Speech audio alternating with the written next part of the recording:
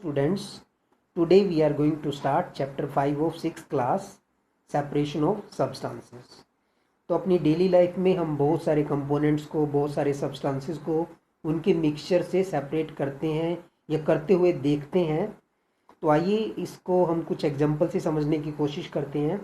जैसे first example है, चाय बनाने के बाद आप क्या करते हो, उसको स्ट्रेनर की मदद से या छलनी की मदद से छानते हो, जिससे चाय पत्ती जो होती है, टी लीव्स होते हैं, वो सेपरेट हो जाते हैं।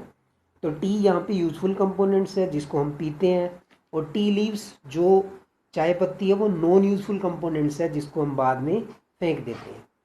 तो ये सेपरेशन हुई चाय की, चाय पत्ती से स्ट्रेनर की मदद से जो आपने किया है।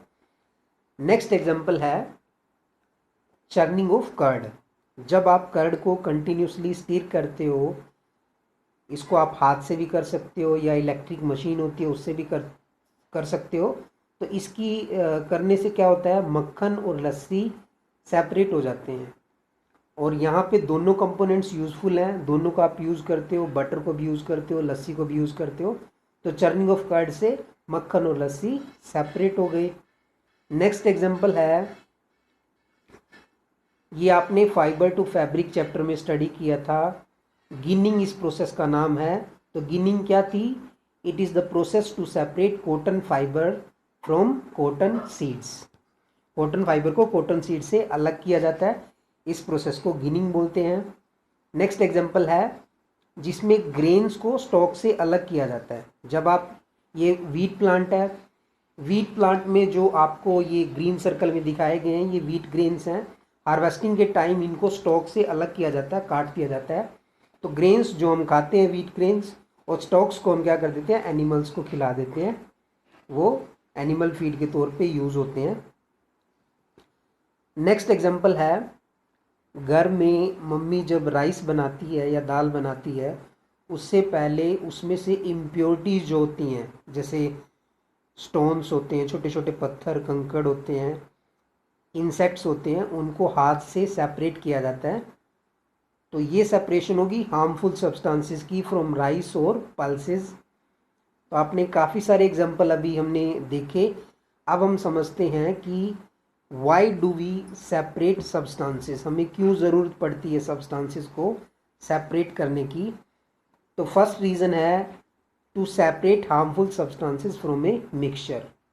जैसे आपने लास्ट स्लाइड में देखा, राइस या पल्सेस में से आपने स्टोन्स, इंसेक्ट्स, डर्ट, इनको रिमूव किया जो कि हार्मफुल सब्सटेंसेस हैं। सेकेंड रीज़न आप कह सकते हो, आपने नॉन यूज़फुल कंपोनेंट्स को सेपरेट करना है एक मिक्सचर से। जैसे फर्स्ट स्लाइड में आपने देखा था, चाय में से चाय पत्ती को आपने स्ट्रेनर की मदद से सेपरेट किया था। थर्ड रीज़न आप दे सकते हो कि आपको दो डिफरेंट यूज़फुल कंपोनेंट्स को सेपरेट करना है, जिनको आप अलग अलग यूज़ करना चाहते हो। जैसे चर्निंग ऑफ कर्ड से आपने बटर और लस्सी को अलग किया था।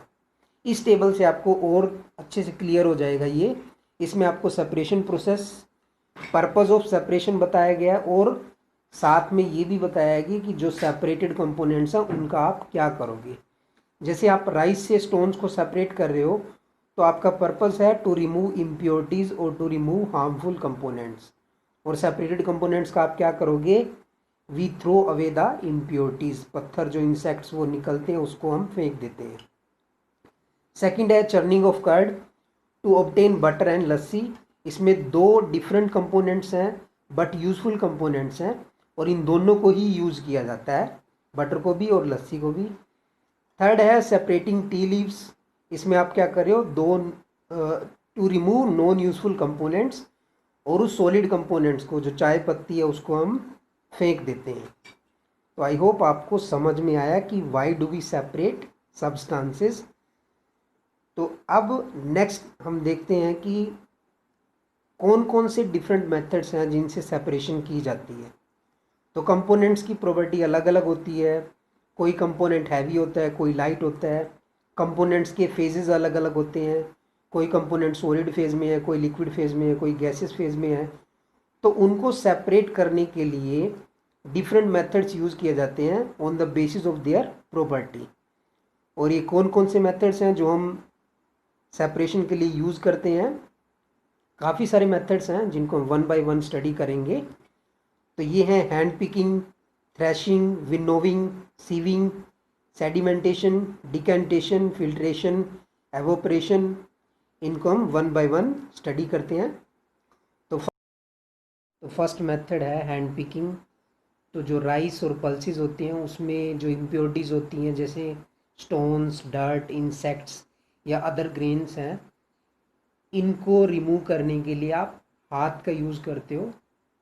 हाथ से उनको रिमूव कर दिया जाता है, स्टोन्स को, डर्ट को, इंसेक्ट्स को। इसी प्रोसेस को हम क्या बोलते हैं? हैंड पिकिंग बोलते हैं।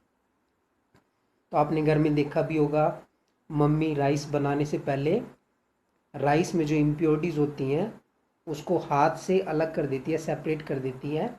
मतलब जो भी स्टोन्स, डर्ट या इंसेक्ट्स जो भी होते हैं उसको हाथ से सेपरेट कर दिया जाता है, हार्मफुल सब्सटेंसेस को। तो इसकी डेफिनेशन नोट कर लें हैंड पिकिंग की। It is a separation method use to remove the unwanted और harmful substance from a mixture by using your hand. तो अब हम समझते हैं क्या हैंड पिकिंग को हर सेपरेशन में उसके लिए यूज़ किया जा सकता है क्या? तो इसके लिए कुछ कंडीशंस हैं। एक तो जो इम्प्योरिटीज़ का साइज है वो थोड़ा बड़ा होना चाहिए जिससे आप उसको सेपरेट कर रहे हो। मतलब अगर आपका इम्प्योरिटीज़ का साइज स्मॉल हुआ तो आप हैंड पिकिंग नहीं कर सकते हो। दूसरा, जो क्वांटिटी ऑफ इम्प्योर सब्सटेंस है वो कम होनी चाहिए। अगर इम्प्योरिटीज़ बहुत ज़्यादा हुई तो आप हैंड पिकिंग आपके लिए थोड़ा डिफ़िकल्ट हो जाएगी। नेक्स्ट मेथड है थ्रेसिंग। तो जो आपको स्लाइड दिखाई गई थी जिसमें ग्रेन्स को स्टॉक से अलग किया जाता है, उसी प्रोसेस को हम क्या बोलते हैं? थ्रेसिंग बोलते हैं।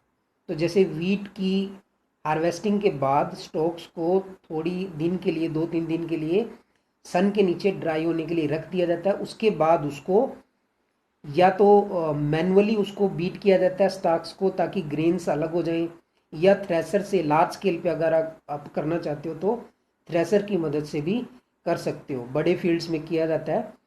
तो इस प्रोसेस को, सेपरेटिंग ग्रेन्स फ्रॉम स्टॉक्स को हम क्या बोलते हैं? थ्रेसिंग बोलते हैं। नेक्स्ट मेथड है सेपरेशन का जो हम स्टडी करेंगे, दैट इज विनोविंग। तो जब आप थ्रेसिंग कर चुके होते हो उसके बाद जो वीट होते हैं, वीट अभी हस्क के अंदर है। हस्क होता है जो आउटर ब्राउन कवरिंग होती है, उसको हस्क बोलते हैं। उसका छिलका होता है गेहूं का। उसकी विनोइंग करने के बाद जो ग्रेन्स होते हैं वो अलग हो जाते हैं और जो हस्क होते हैं वो अलग हो जाते हैं। ग्रेन्स निकलते हैं, फिर उसको आप पीस के आटा बनाते हो, उससे रोटी बनती है। और हस्क जो होता है उसको एनिमल्स का जो चारा होता है उसके लिए यूज़ कर लिया जाता है। तो इसको हम विनोइंग बोलते हैं। तो आइए हम समझते हैं विनोइंग करते कैसे हैं। तो इसमें जिन कंपोनेंट्स को आप सेपरेट कर रहे हो दोनों की प्रॉपर्टी अलग अलग है।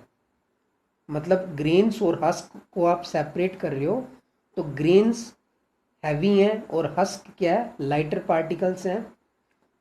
तो विनोइंग में क्या है, कैसे करते हैं? जैसे एक आपको इमेज में दिखाई दे रहा है, एक लेडी है, थोड़ा हाइट पे खड़ी है और हाइट से उन ग्रेन्स को ऊपर से डाला जाता है। और विंड है, विंड इस डायरेक्शन में फ्लो कर रही है, आपकी लेफ़्ट टू राइट फ्लो कर रही है विंड। तो जब वो ऊपर इतनी हाइट से वो डाला जाएगा तो हस्क पार्टिकल के हैं, हल्के हैं, लाइट हैं, तो they will be carried away by the wind. और जो ग्रेन्स पार्टिकल्स हैं वो थोड़े हैवी होते हैं तो they will settle down and form heap. Heap मतलब ढेर, नीचे ढेर बन जाता है। तो इससे हस्क और ग्रेन्स अपनी लाइट और हैवी होने की वजह से सेपरेट हो जाते हैं by the help of wind और आर्टिफिशियल, या उसको बाय ब्लोइंग विंड भी कर सकते हो आप भी ब्लो कर सकते हो विंड को। तो उससे ग्रेन्स को हस्क से सेपरेट किया जाता है। तो ये डेफिनेशन है विनोइंग की। It is a method of separation use to separate heavier and lighter components of a mixture by wind और बाय ब्लोइंग एयर। तो ये यूज कहाँ पे होती है? It is use by farmer to separate husk from grain. तो I hope आपको यहाँ तक ये जो मेथड्स ऑफ सेपरेशन है ये समझ में आए हैं। नेक्स्ट मेथड्स हम नेक्स्ट